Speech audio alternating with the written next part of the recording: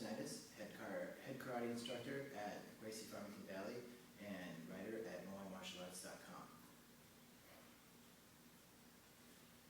Hi, this is Striking.m4v, head karate instructor at Gracie Farmington Valley and writer at MoaiMartialArts.com. I'm here today to show you a few conditioning techniques that are a little bit different than the ones I usually show. Some of the other ones I show involve the pounding and the striking, to condition your muscles and your striking points, your bones, your knuckles, your toes, stuff like that. Today I want to show you a few low-impact conditioning techniques. It's always good to alternate and change things up. You never want to keep doing the same exercises and techniques over and over again because it could stagnate your progress and also lead to injury.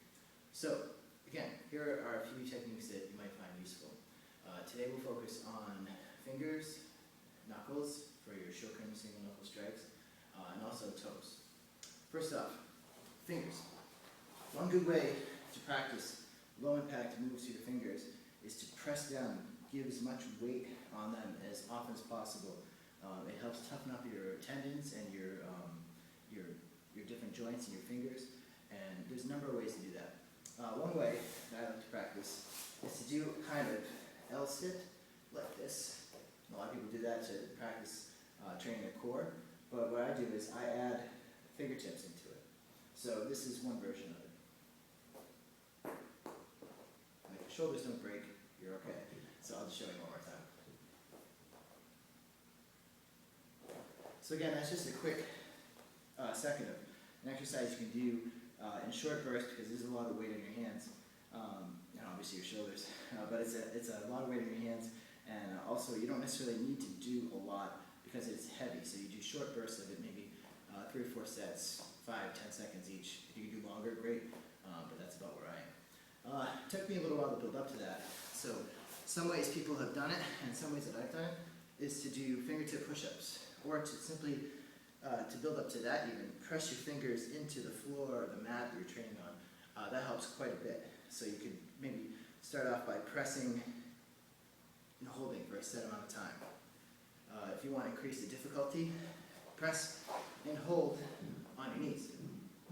And then as you develop that, press and hold in a push-up position.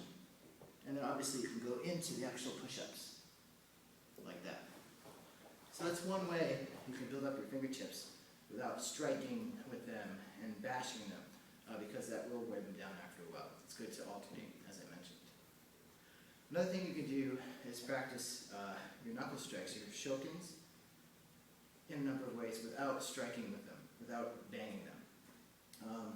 Pretty similar.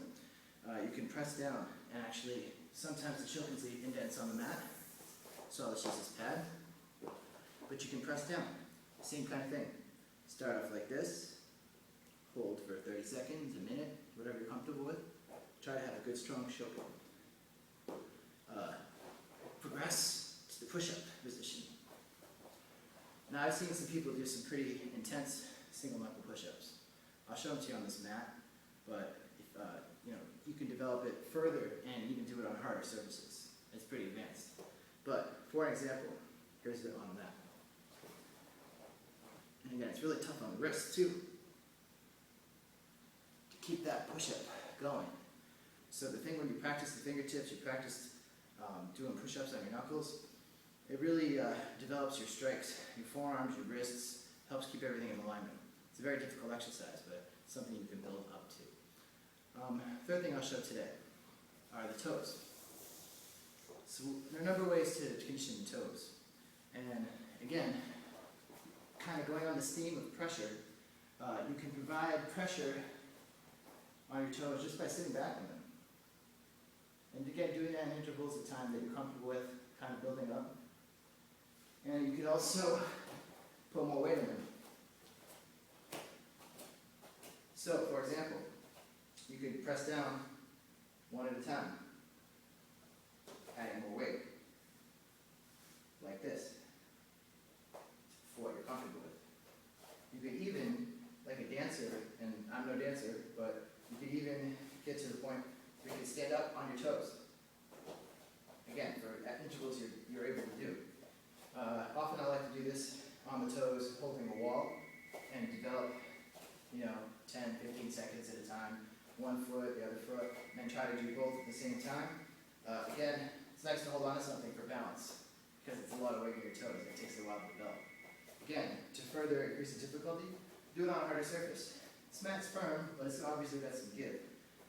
So you can kind of use a softer surface and build up from there.